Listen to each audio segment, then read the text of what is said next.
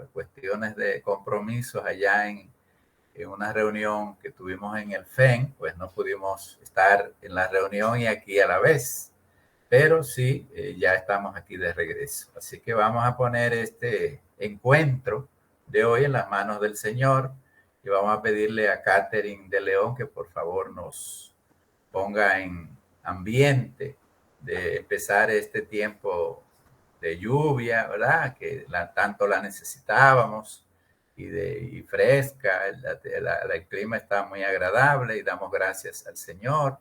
Y bueno, por el problema que hay de la guerra, para que cese y que podamos tener paz. Y sabemos que esa guerra tiene sus efectos, que podamos tener los menos efectos posibles en estos tiempos que estamos viviendo. Adelante, Catherine. Muchas gracias, maestro. Buenos días a los que no había tenido el placer de saludar. Espero que se encuentren todos muy bien. Bien, vamos a ponernos en actitud de oración y vamos a dar gracias. Padre, en este día de hoy queremos darte las gracias por permitirnos ver una vez más el sol salir, por permitirnos ver un nuevo día. Gracias, Padre, por la familia y por los amigos.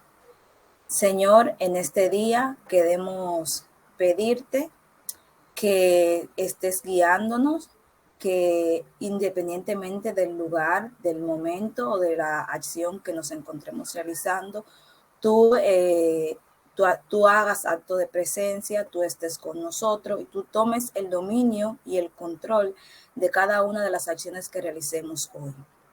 Señor, queremos pedirte que pases tu mano sanadora por todas aquellas personas que necesitan de ti, que los cuides, que los protejas, que bendigas a cada uno de los miembros de este círculo, a sus familias, y que todo lo que realicemos el día de hoy sea conforme bajo tu voluntad. Te pedimos de manera especial que hagas acto de presencia en la situación que está pasando en Ucrania, Señor. Todo esto te lo pedimos en el nombre de tu Hijo Jesús. Amén. Amén. Amén. Muy bien, muchas gracias, Catherine, por este buen deseo, y así es.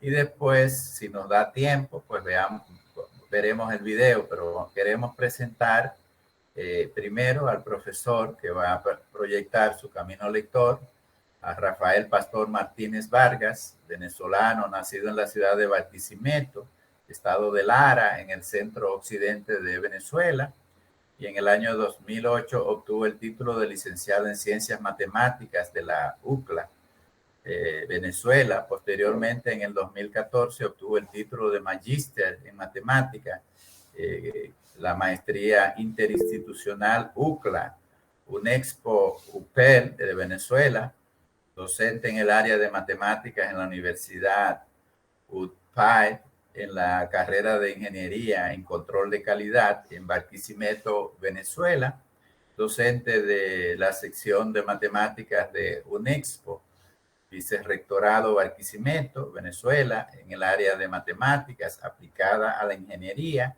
como el cálculo, ecuaciones diferenciales, álgebra lineal, programación, matemáticas avanzadas para la ingeniería.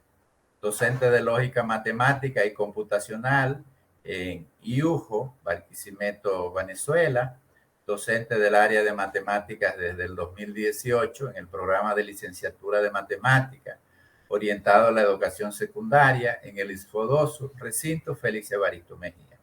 Entre los trabajos de investigación en el área del profesor están ecuaciones diferenciales, tales como existencia y estabilidad de soluciones acotadas para la ecuación de onda fuertemente amortiguada, también en el ámbito de la educación de la matemática en la solución de problemas, modelos matemáticos desde la transdisciplinariedad, complejidad y realidad, habilidades básicas del pensamiento como preámbulo epistemológico al procesamiento analítico de la información en la enseñanza científica universitaria, y pare de contar, como diría un amigo.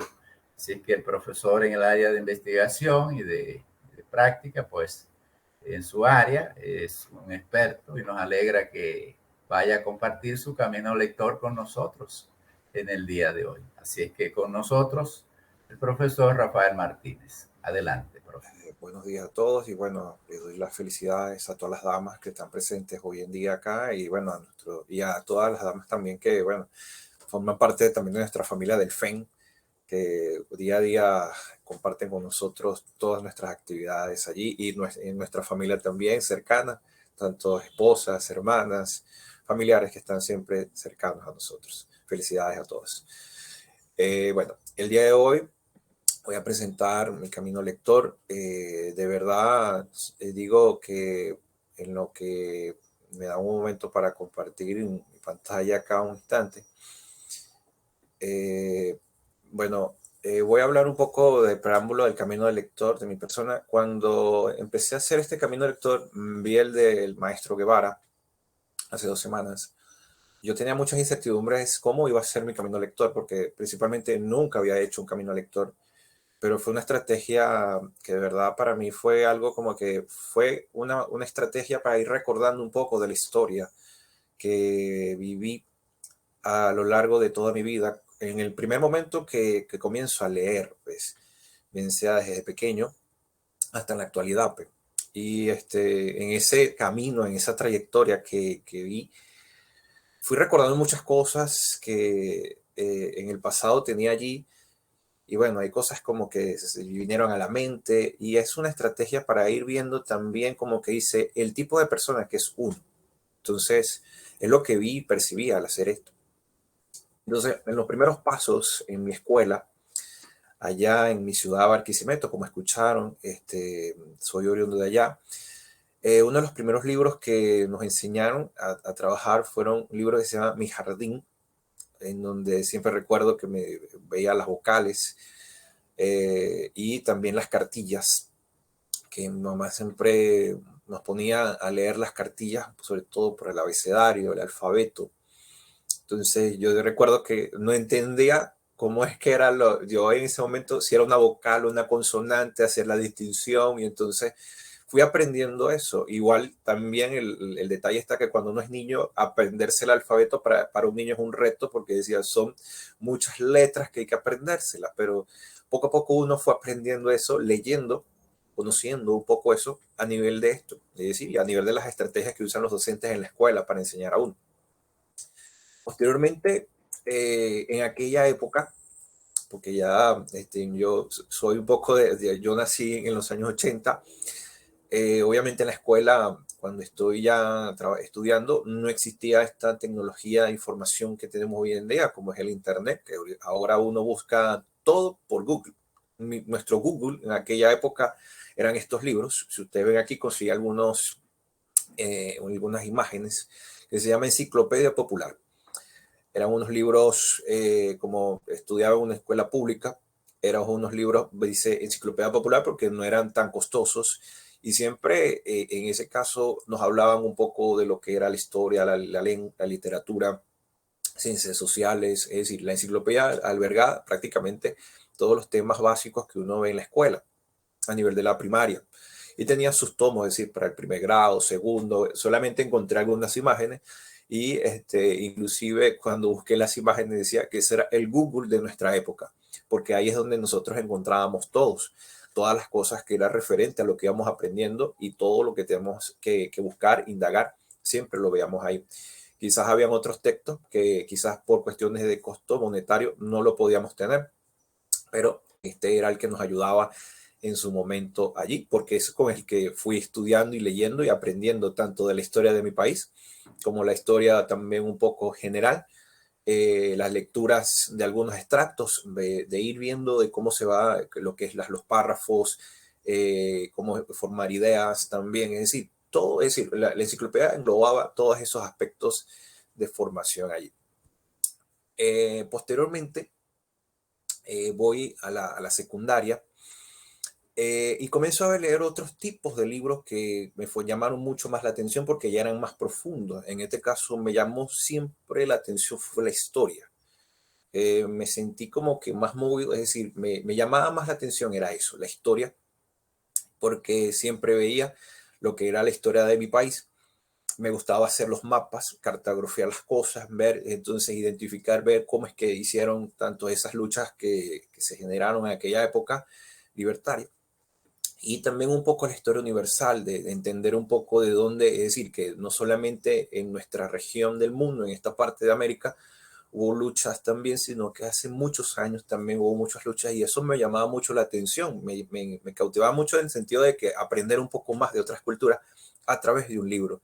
Y en la historia universal siempre me fui motivando a eso, es decir, de aprender otras culturas, que quizás uno como estaba muy joven para ir a otros países o viajar o no tenía suficientes recursos, el libro me ayudaba a entender o ver, y decir, con las ilustraciones y también el texto, ver aquellas cosas e imaginarme también aquellas cosas que quizás por cuestiones de no estar en ese espacio, imaginarme cómo sería. Entre otros textos que fui manejando fueron los de ciencias naturales, química. Me gustó mucho la parte de ciencias, me motivó mucho eso. Siempre motivado más a la parte de la química, porque era muy bueno en eso. Era más a eso, más apasionado a eso que a la misma matemática. No me acerqué mucho a la matemática, me gustaba más la historia, la química, la parte de las ciencias naturales, por la parte experimental, porque me gustaba, es decir, siempre fui una persona que me gustaba leer y ver también las cosas como se suscitaban. Es lo que recuerdo en aquella época. En la secundaria, también nos enseñaron a manejar mucho, fue lo que fue el diccionario de la lengua española, a pesar de que ya se utilizaba en la escuela, pero aquí de verdad nos enseñaron mucho, porque obviamente en la biblioteca de mi casa hay un diccionario, el Larousse, uno grande, era uno grande, es decir, lo que yo recuerdo siempre, mi papá me decía, ese es el mataburro, es decir, si usted no sabe algo, búsquelo en el diccionario. Ahí le va a decir lo que significa eso, el nombre. Si la palabra no está ahí, eso no existe, es lo que nos decía. También al momento de redactar, tuve que aprender a utilizar otro diccionario, que fue el de sinónimos y antónimos. Porque de verdad, en un momento cuando uno redactaba o escribe, o cuando uno lee, uno dice, ¿qué significa esta palabra? Entonces, o iba al diccionario, o iba de la Larousse, o también iba al diccionario de sinónimos autónomos. ¿Por qué? Porque necesitaba ver y comprender la idea, porque en la lectura a veces uno decía, ¿qué significa esto? Entonces ahí tuve que irme de la mano, aparte con los libros que leía, tenía que entender por lo menos qué significaba cada cosa, porque a veces eran palabras nuevas, que quizás habían terminologías, o en los párrafos, en los textos, sobre todo también en las novelas, no entendía ciertas cosas. Entonces, de la mano, siempre si iba leyendo un libro, tenía un sinónimo para buscar en el diccionario, o una terminología nueva que quizás de momento no la conocía.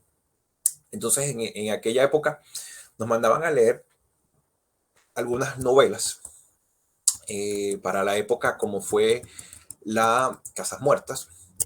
En este caso fue una de las primeras novelas escritas por Miguel Otero Silva.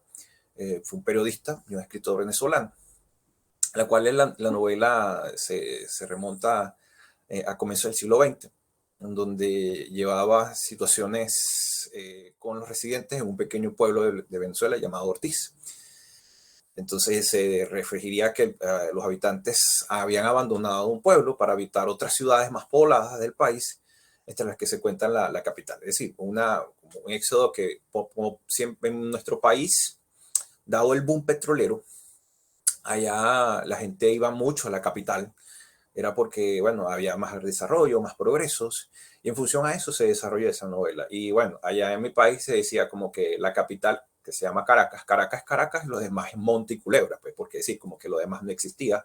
Y en función a esas cosas también venía. Pero ¿qué sucede? ¿Por qué? Porque obviamente había un avance de inversión, y a partir de eso se suscitó o escribieron esta novela, en este caso decir, de que por lo menos se vieron ese reflejo de lo que fue en el progreso del país, pues, y el éxodo que hubo desde el interior a la capital del país. Otra novela que nos fue también,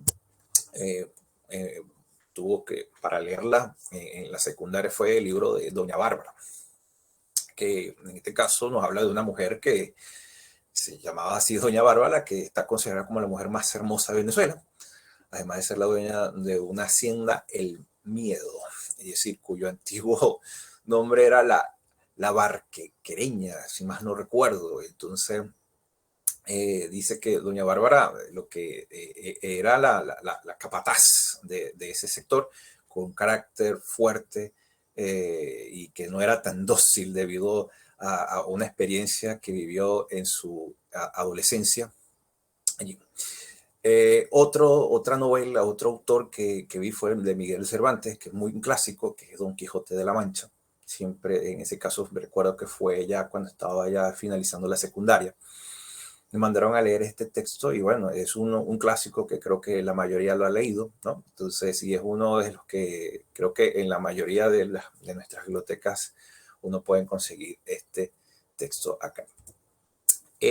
Luego voy a la biblioteca en la familia, en el sentido para complementar un poco qué es lo que hay allí. Y entre los que habían varios libros, pero entre los que recuerdo y los que más me impactaron cuando me puse a leer fue, en ese caso por propia iniciativa propia, fue el libro de La Tierra Hueca. Mi papá tenía ese libro en la biblioteca y él también es muy apasionado a la lectura y él siempre me decía, lea. Me decía, lea. Entonces yo, ok, está bien. Entonces yo decía, lea, pero lo que a ti te guste, es lo que él me decía, no leas algo que no te guste.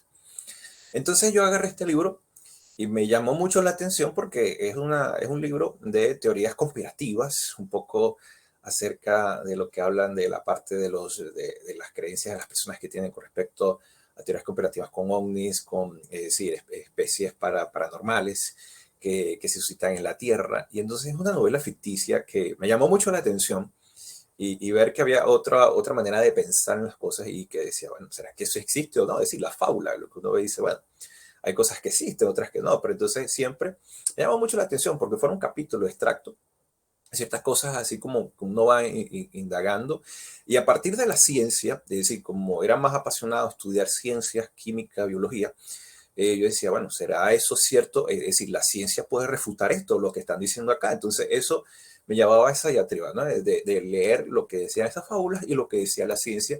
Y eso me llevaba mucho más que todo a investigar e indagar de que, bueno, si lo que dicen las personas o lo que escriben en los textos, eso yo estaba diciendo, ¿será que es cierto o no? ¿O será que puede ser cierto? Es una teoría que la gente puede generar. Bueno, hay que verificarla. Y entonces recuerdo mucho que en la parte biológica estaba el método científico, que nos decían, bueno, no tiene una hipótesis, uno tiene que validarla. Hasta que no esté validada, eso obviamente no va a ser cierto. Y eso fue lo que me conllevó a eso. Entre otros, también vi otra novela que me apasionó fue El viaje al centro de la Tierra. Por esa investigación, pues entonces uno como joven, uno siempre estaba como que airado a investigar, a indagar ciertas cosas que quizás están fuera del conocimiento, del alcance de uno. Entonces me sentía mucho motivado por eso, es decir, me inspiró mucho a eso, a investigar, a indagar, es decir, el cuestionar muchas cosas y el preguntar de por qué las pasaban las cosas. Entre otras cosas que también uno siempre encontraba para leer era el diario de mi región, denominado El Impulso, como ustedes pueden ver ahí. Siempre recuerdo, mi papá compraba todos los fines de semana el diario El Impulso y siempre leía lo que es la parte científica. Me recuerdo en el cuerpo sería órbita científica, y hablaba un poco de la parte científica de las cosas. Es decir, es lo que me llamaba mucho más la atención, leer de los avances que habían hoy en la época, en ese momento. Y de verdad, mi papá, yo recuerdo, y veía obviamente los encartes que involucraban, aparte de las caricaturas también, aunque a pesar de que no pude encontrar un texto, una imagen referente a eso. Es lo que fui leyendo más que todo a nivel de tanto ya cuando era más joven, adolescente en aquella época, y fui introduciéndome más que todo en la lectura. Posteriormente, en la vida familiar, pasamos por un momento muy pesado, por así decirlo, muy fuerte, en el cual, bueno, nos encontramos perdidos. ¿Perdidos por qué? Porque, bueno, mi hermano cae en una enfermedad muy fuerte y él fallece. Entonces, obviamente, mi mamá quedó devastada, mi persona también, y bueno, mi padre también. Entonces, eso nos llevó, una cosa nos llevó a la otra. Primero, en buscar como que autoayuda, pues siempre, y recuerdo que mi mamá iba a psicólogos, e inclusive le dejaron este libro a mamá, lo que recuerdo que cómo dejar ir al sentirse como que un poco más aliviado en las cosas, porque en función de ese cuestionamiento que les decía previamente, yo me cuestionaba, pues, es decir, yo me cuestionaba muchas cosas en la vida, en el sentido de que por qué pasaron esas cosas. Es decir, la cuestionalidad venía en función a eso, el por qué pasan, por qué suscitan esas cosas, de dónde vienen, por qué uno, siempre me preguntaba. Obviamente vino un apoyo también espiritual, en el cual tuve que, es decir, religioso, en el cual, bueno, aprendí también a leer la Biblia, a pesar de que en nuestro país uno ve el catecismo y ahí te enseñan, pero a veces uno, como dice, hiciste esa actividad en la parte católica y luego ya, bueno, tú haces tu vida, a veces si quieres sigues ahí o no, y ya eso es cuestión de uno, es decir, cumplió como un requisito allí, pero no le prestas mucha atención porque no los pones en práctica lo que es la lectura en ese momento, pero allí obviamente al buscar respuestas, tanto en la parte humana, en la parte psicológica, como en la parte espiritual, me obligó a ver eso, ¿no? Entender como que buscar ese equilibrio en la vida para poder avanzar y, como dice, aprender a aceptar las cosas en la vida. Y por eso es que, aparte de textos, también uno buscó, como se dice, el entender de por qué las cosas, tanto en ayudas de este tipo de libros de autoayuda, como en tipos de libros religiosos como es la Biblia, que, bueno, ese es uno de los libros más leídos también en el mundo y que, bueno, que en casi todas las bibliotecas familiares está. Anteriormente, en mi avanzar, mi padre, él me inscribe, él me fomenta a que aprenda el inglés. Sí, ¿por qué? Porque iba a entrar a la universidad. Él me dice, tienes que aprender inglés, me dice, y aprender inglés, yo decía, bueno, está bien. Entonces, él me inscribe en un curso de inglés en ese lapso que estoy por entrar a la universidad. Ahí encuentro que voy a leer unos libros. Bueno, Lionel, no sé si lo ha visto estos libros. Estos libros son, vienen de una traducción mexicana. Fui viendo algunas cosas allí, de aprender un poco lo que es la transición del inglés al español, al castellano. Pero habían varias terminologías como es mexicano, por ejemplo, lo que decían, lo que es tiza, lo que uno utiliza para escribir una pizarra, ellos le decían la guis, y yo decía, nosotros decimos, ¿qué es guis? ¿Qué cosa es eso? Entonces había ese choque quizás cultural, porque como el libro es mexicano, uno, en ese caso, uno veía como que, bueno, hay que, como dice, irlo al contexto local. También leía esta revista muy famosa, Newsweek.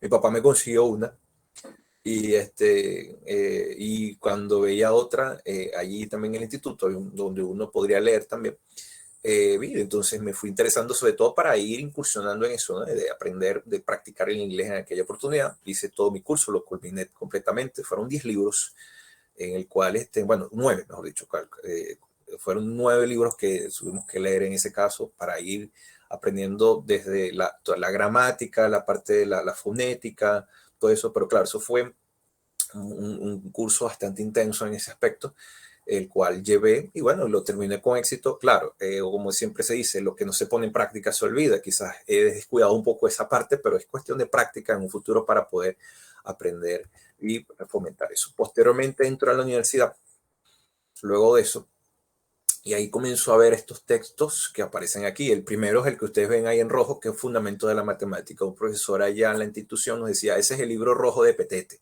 que ese siempre lo íbamos a utilizar hasta graduarnos, y en verdad fue así. Eso es uno de los libros que se fundamenta en lo que uno hace en la matemática. Posteriormente, bueno, con esfuerzo me compro un libro, el que ustedes ven ahí de primero, que es el libro que dice Cálculo con Geometría Analítica. Lo compro con la finalidad de ir estudiando en mi carrera, es decir, lo compré en la librería universitaria en aquella oportunidad, un libro bastante pesado, y nos dieron, por ser estudiante, un precio accesible en ese momento.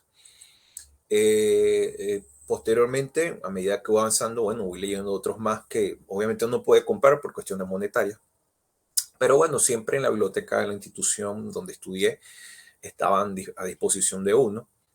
Podía, como fue lo que es la parte estadística y de matemática, el cálculo vectorial, que de verdad es unos libros del Tromba acá, que fue uno de los que me enseñó muchas cosas, a la cual después en un futuro, cuando enseñé esto en la matemática, me ayudó bastante. Posteriormente dentro de un libro que, si ustedes ven ahí, que habla de topología general, entonces eso es de matemática, en ese caso, que es más abstracta aún, en el cual, bueno, fui viendo otras cosas más, y decía, bueno, entonces va poniendo como que más recrudecido, decía yo, y fui aprendiendo muchas cosas más, y bueno, por último, uno de los textos, hay muchos textos más que leí, de verdad, creo que no me daría toda la pantalla para colocarlo, pero muchos textos en que quizás tuve que trabajarlos con fotocopias, porque obviamente no estaban a disposición en físico, sino que eran copias y copias, bien sea que un profesor lo trajo del extranjero, o bien sea que los compartía con nosotros, y obviamente algunos los tengo, otros no los tengo, en el caso de decirlo, de que porque fueron prestados tuve que devolverlos, en ese caso para poder estudiar, porque muchas veces por los escasos recursos a veces pedía libros prestados o estaban en la biblioteca o en un momento lo fotocopiaba era para mi propio enriquecimiento personal y profesional en ese caso.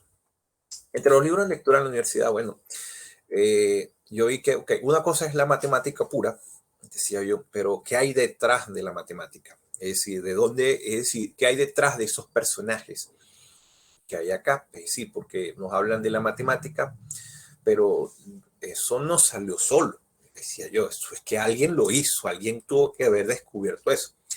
Entonces está un libro que es La vida es infinita de Euclides. En ese caso nos habla un poco de eso, ¿no? De cómo fue la historia, de cómo se formó a partir de sus ideas, en este caso a nivel de la geometría, que hoy se usan, sí, con todas sus características, lo que es el cálculo de del área de los triángulos, el círculo, la circunferencia, todo eso, es decir, un libro interesante. También un libro que quizás fue más sencillo para leer también fue Fibonacci, el soñador de números, que también no es un libro tan pesado, es un libro muy ilustrativo también. Nos habla de la historia de este personaje italiano, Fibonacci, que él tiene una célebre serie, que es una sucesión de Fibonacci, en honor a él. Y siempre recuerdo que los profesores cuando nos daban clases nos nombraban a él, sobre todo en la parte de sucesiones.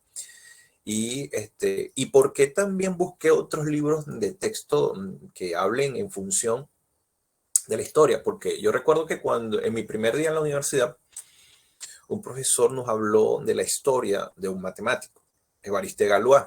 Galois, él nos habló de su historia, que él murió, es decir, desarrolló una teoría que es la teoría de semigrupo, que utilicé en el trabajo de ecuaciones diferenciales, y que él murió muy joven, y murió fue por un duelo, en este caso, por andar detrás de una mujer, pues, en ese caso, y murió muy joven, y el aporte científico a la matemática ha sido tan alto que hoy en día todavía se utilizan eso y son de verdad tan profundos. Yo decía, bueno, si esa persona fue tan joven y murió, wow, ¿qué será de las otras personas? Y eso me conllevó a buscar más, es decir, no es solamente de la matemática pura, sino de que hay quien viene detrás de eso. Es por eso que si ustedes ven ese libro, que mucha gente le ha dado dolor de cabeza, el álgebra de Baldor, lo utilicé mucho en secundaria, en la universidad también. ¿Por qué? Porque hay extractos. Yo leía más que todos los extractos de la historia para luego buscar los nombres de esas personas que aparecen, por lo menos Euclides, Fibonacci, Galois, y siempre yo veía, mira, me falta este personaje investigar, indagar quién es. Y entonces ahí uno buscó lo que fueron las aventuras de la matemática. En ese caso nos habla un poco la historia que va refiriéndose al desarrollo de la misma. Y entonces eso fue lo que me apasionó, pues decir, buscar qué hay, quiénes están detrás de toda esa obra que estaba viendo, que estaba aprendiendo. Siempre hay un autor, pues. Y entonces es lo que yo estaba investigando, indagando, porque no fue que apareció así porque alguien lo quiso, sino que alguien lo investigó, lo indagó y tiene eso quizás una historia detrás de todo eso. Luego de terminar la carrera, obviamente me pongo a trabajar y bueno, puedo reunir algún dinerito para comprarme algunos textos, en ese caso como ya el de ecuaciones diferenciales propio, de matemáticas avanzadas para ingeniería, porque estaba trabajando a nivel de una universidad que se enfoca en la enseñanza de la ingeniería, en ese caso aplicada ya la matemática aplicada a la ingeniería, los libros del Stewart, que son clásicos en ese caso, y también la programación en lenguaje C. Es decir, ya a nivel de la formación matemática, uno también ve programación modular básica. Obviamente lo seguí trabajando allá porque a la parte de ingeniería se aplica mucho eso, y tuve que, como que se dice, ir adecuándome a los cambios actuales, porque vi un lenguaje muy viejo y entonces tenía que adaptarme a otro lenguaje más versátil a la actualidad. Entonces tuve que actualizarme, es decir, actualizar todo el background que había aprendido, como dice, bueno, buscar nuevas actualizaciones, sobre todo para lo que uno va a enseñar y va a transmitir en el futuro.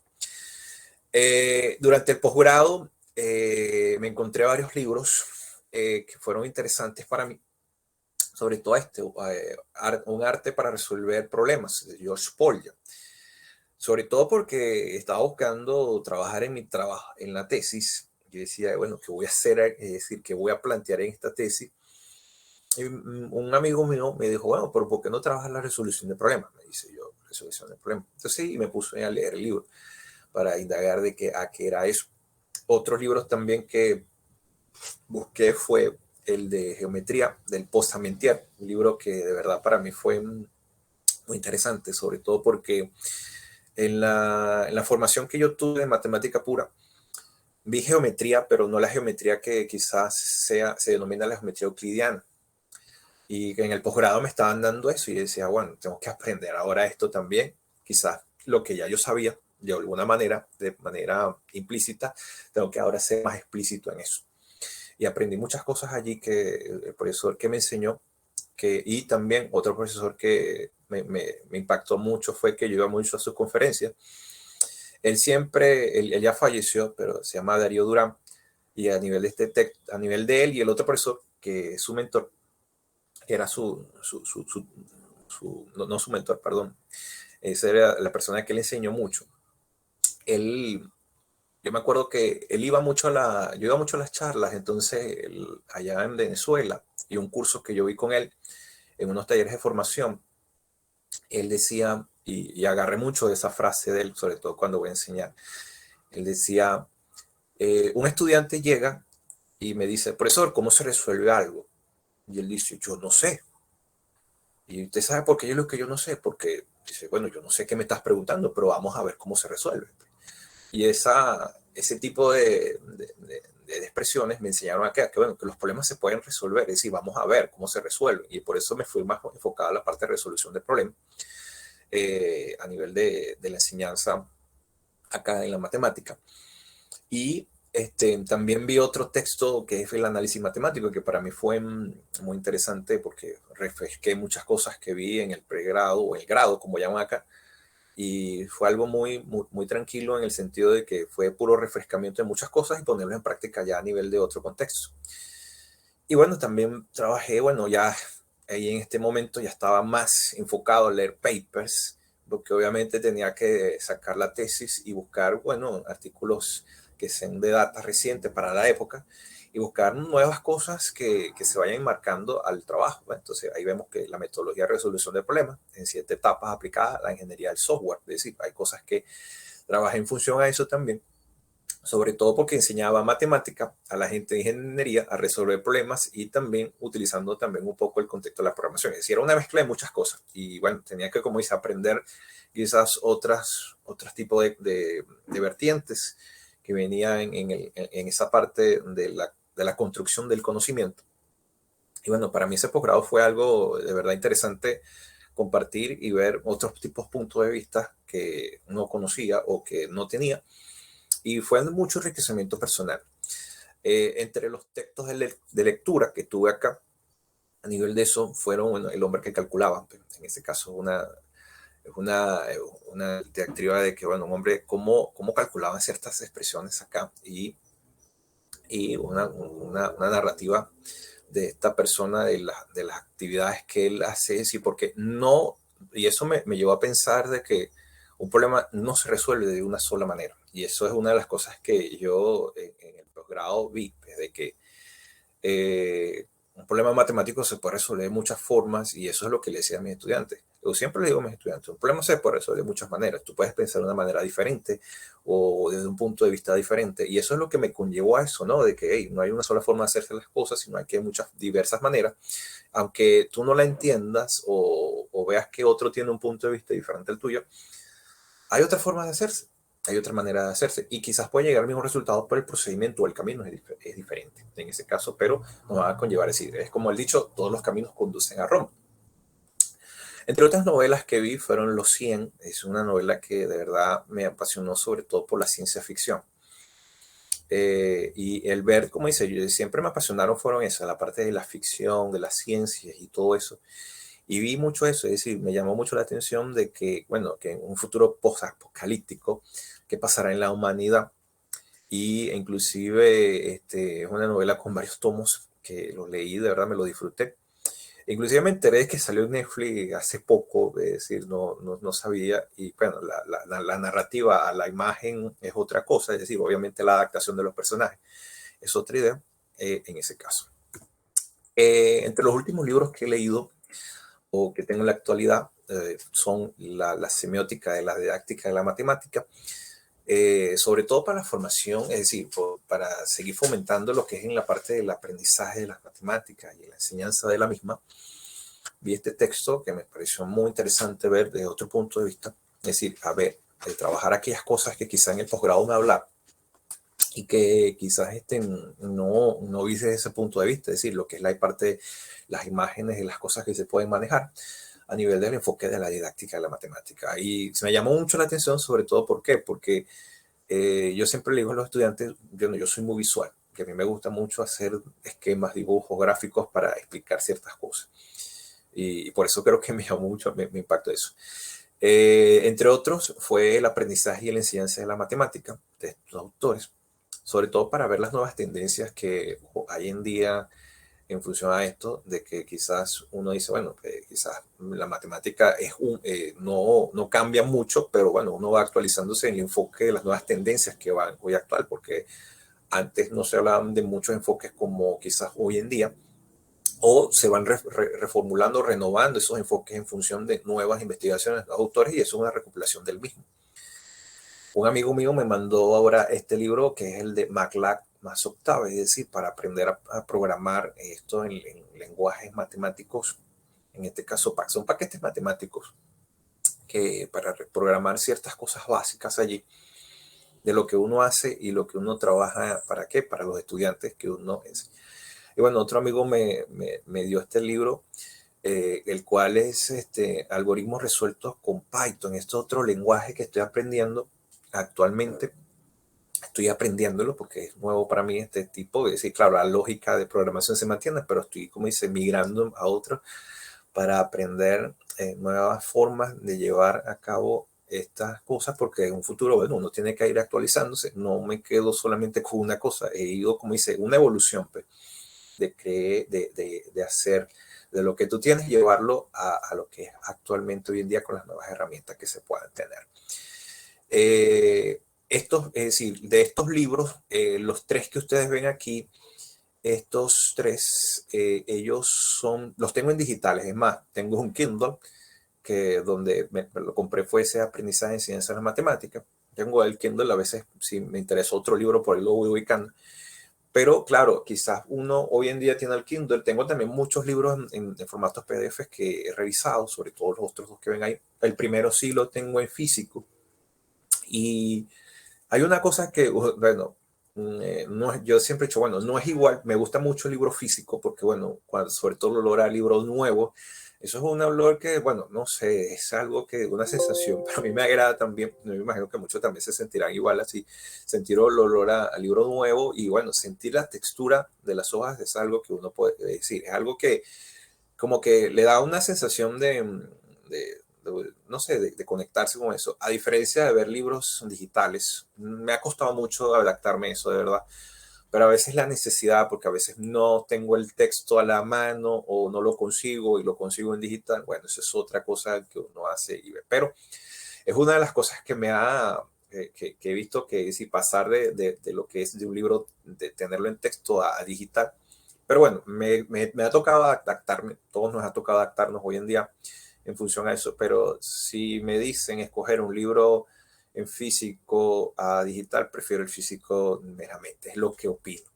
El digital es bueno porque lo tienes quizás en tu computadora, en un disco duro, pero es lo que uno tiene hoy en día.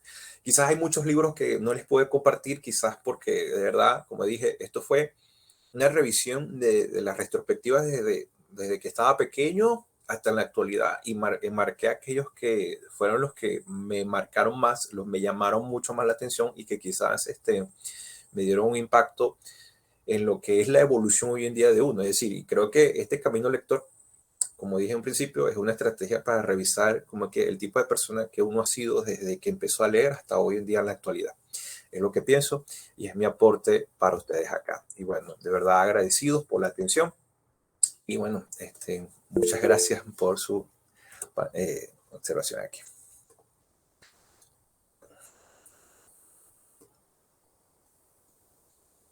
Lionel.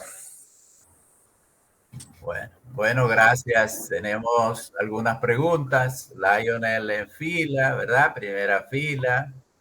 Si alguien más tiene alguna otra pregunta, pues puede ir escribiendo ahí. Después Miguel Ciprián. Tenemos dos preguntas o comentarios. Felicitamos al colega por este camino lector, ¿verdad? Tan interesante, un buen recorrido y que realmente ha aportado bastante en su vida, ¿no? Al matemáticas. Adelante, Lionel. Bien, buenos días.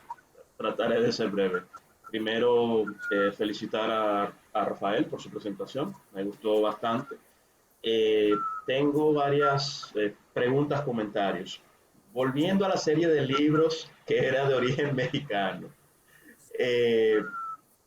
mencionaba ciertamente que había parte del vocablo que era netamente mexicano y por ende no aplicaba a toda Latinoamérica. Me parece una anécdota bastante interesante porque yo desconocía esa serie de libros y es quizás la razón por la cual la mayoría de los institutos que enseñan idiomas optan porque el libro esté completamente en el idioma meta, precisamente para evitar una doble confusión, porque está el vocablo nuevo en el nuevo idioma y además de esto está la barrera de que a pesar de que se supone que es el mismo idioma que uno habla nativamente, entonces tiene la barrera de que es un vocablo muy diferente al que uno conoce.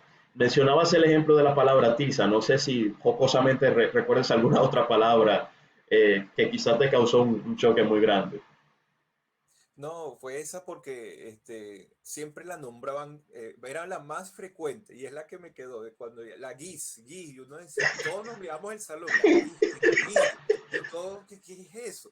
No, entonces el maestro decía, es la tiza, y yo, nosotros, ok, entonces ya uno como que asociaba, y entonces cuando llegaban otras palabras, porque la traducción era latinoamericano, pero mexicano, entonces uno estaba como que, pero somos venezolanos, nosotros tenemos nuestro dialecto propio, y eso pasa también en la matemática, porque, por ejemplo, yo les estaba hablando a unos chicos de posgrado acá, yo les decía, si pues, supongamos que allá en Venezuela hablamos del transporte público, llamamos autobuses, busetas, y aquí le dicen guagua, entonces uno no puede hablar es decir, uno tiene que transposicionar ese concepto de vocablo al local, porque tú no puedes decir, quizás el estudiante dice, me dicen de esto, pero yo no entiendo a qué me estás hablando, y entonces ese hecho que me pasó en la parte de inglés con esa serie de libros, verdad aprendí mucho en aquella oportunidad, y también, bueno, sobre todo lo que es la fonética, la gramática, todo eso, y de verdad fue una experiencia muy agradable. Excelente.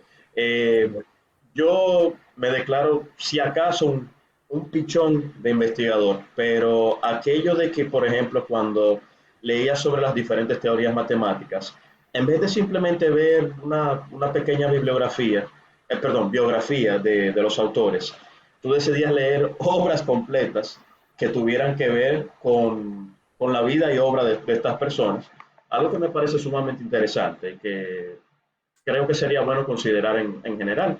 Porque una cosa es una biografía corta y otra muy diferente es ver con lujo de detalle todo lo que estos autores trabajaron. Sí, lo que pasa es que yo siempre decía, si me hablan, por ejemplo, el número B, el exponencial, Sí. pues siempre está en la calculadora. ¿Y de dónde viene eso? ¿Quién lo hizo? ¿De dónde? Sí, y eso viene de Leonardo Euler. Y entonces, y recuerdo mucho que, como le dije, cuando mi primer día en la universidad me recibió fue un profesor que me habló de historia de la matemática. Y me refirió a esa historia de Evariste Galois que no se me olvida. Y yo dije, voy a investigar quién fue esta persona, dije. Entonces yo dije, detrás de toda esta escena que me están dando, hay unos autores principales. Y eso fue lo que me cautivó a decir, no, yo tengo que buscar a ver quiénes fueron estas personas y por qué hicieron eso. Igual, Fibonacci, inicialmente, cuando esa serie que nos hablan, muy famosa, él lo pensó, fue viendo un par de conejos, viendo atrás de la historia, cómo se reproducían los conejos. Y entonces, pero eso es la historia. Y yo decía, bueno, yo tenía que buscar, indagar quiénes fueron todas esas personas que hoy en día nos muestran esas teorías, cómo fue que llegaron a eso y cómo llegaron a construir todas esas ideas que hoy en día se presentan en la matemática, pero desde el punto de vista histórico, que es lo que me llamó mucho la atención. Para concluir, porque me estoy pasando, lo que tiene que ver con una consideración que yo tengo hace mucho tiempo, yo considero a las matemáticas y a la música lenguajes. Eh, entonces, por un tiempo supe algo de matemática, estoy bastante desligado actualmente, pero sí que estoy muy interesado en lo que tiene que ver con la programación. Tengo pensado comenzar a estudiar Java y tengo pensado también incursionar en Python. ¿Habría forma de que puedas compartir, si es posible, el manual que tienes de Python? ¿Y de qué forma consideras que afectas tú que uno no tenga tanto conocimiento de matemáticas para pasarse a la programación? Bueno, lo que pasa es lo siguiente, que en matemáticas nosotros vemos lógica principalmente. Sí, Y lo que te digo que si vas a programar, lo que debes tener es la profundidad de la lógica de las cosas, cuestionarte las cosas y ver que las cosas no sean tan... Por ejemplo, yo siempre cuando enseño programación básica, porque yo enseño la programación básica modular, en cambio si vas a programación en Java, es programación orientada a objetos, ya tienes que ver las cosas como un objeto. Pero ¿qué sucede? Que tienes que ver de que las cosas no sean tan, que sean como que lo vas a dejar, bueno, voy a resolver un problema nada más como que, bueno, voy a poner estas consideraciones y ya no, tienes que ser de la manera más explícita posible en ese caso. ¿Por qué? Porque si se te pasa algún detalle, bueno, ahí puede haber un problema. Es lo único que te puedo recomendar, pero es interesante aprender eso. A mí me gusta y lo pongo en práctica en muchas cosas que hago. perfecto. Muchas gracias. Muy bien, gracias, Lionel, por 3 en 1. Vamos ahora a Miguel Ciprián.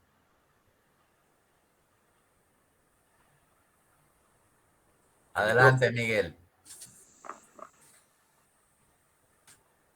El micrófono, creo que. Bueno, El bueno, micrófono. antes que nada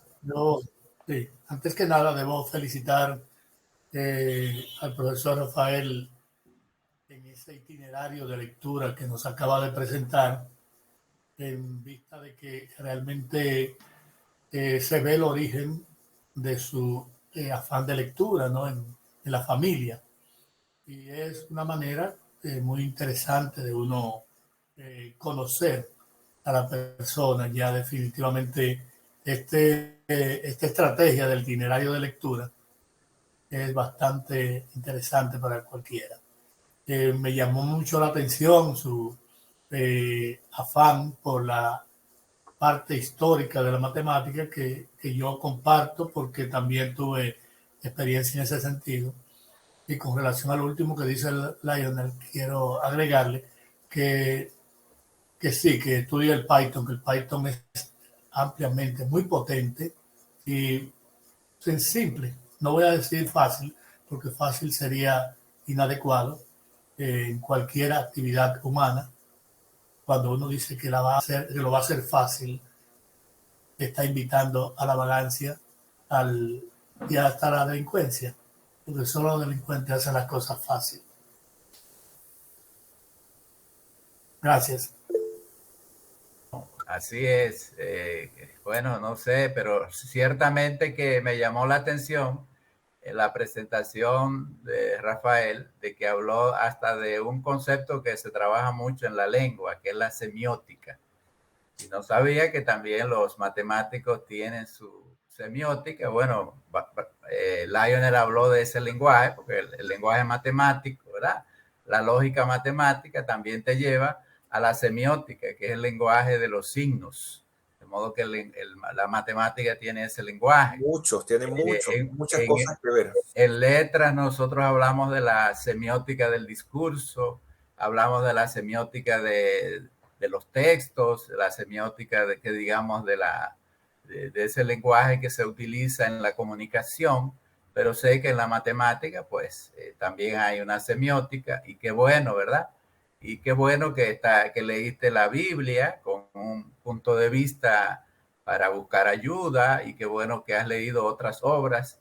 Y nada, creo que te felicito por este recuento tan bien llevado, ¿verdad? De todo, desde que te formaste, desde que te alfabetizaste hasta ahora, pues ha sido un camino que todavía te falta mucho porque eres bastante joven, ¿verdad? Estás en los 40, me imagino, y que todavía... 38. 38. Ah, bueno, antes todavía te falta mucho por recorrer, y esa parte de la programación, bueno, yo no manejo eso, pero creo que ese es uno de los lenguajes que tiene más futuro, una de las áreas de mayor futuro en estos tiempos. Así es que no sé si hay algún otro comentario final. Vamos a abrir Miguel Guevara te felicita, y sé que en esa misma línea, creo que María Montero también te felicitó y sé que todos ustedes, Artemisa, excelente profesor. Bueno, pues ciertamente que todos estamos de acuerdo de que fue una presentación, así que animamos a los que faltan por presentar su camino lector, como Ciprián, Artemisa, María Montero y Catherine, que en la medida de lo posible se vayan preparando, ¿verdad? Para ir presentando también su experiencia, porque cada quien tiene su camino lector único, ¿verdad? Específico, según la formación que le ha tocado. Así que vamos a abrir ahora si pueden, ¿verdad? Ponerse en ambiente de la foto para el recuerdo de hoy, ¿verdad? Así es que Lionel va a hacer un milagro, Rafael. Oye, él hace un milagro toda la semana. Yo no sabía que Lionel era milagrero, pero él hace un milagro toda la semana. Lionel, te compartí el link con el Drive con el libro de Python para que lo puedas descargar. Oh, perfecto. Ahí lo tiene. Déjeme copiarlo antes de tirar algo artículo. Sí. Ya lo copié. Aprovechalo. Okay. Y Ciprián también, que Gracias. son de esa línea, ¿verdad? Qué bueno. Entonces, listos. 1, 2. 1, 2 y 3. Listo. Bien, señores, feliz resto del día y bye. semana. Saludos que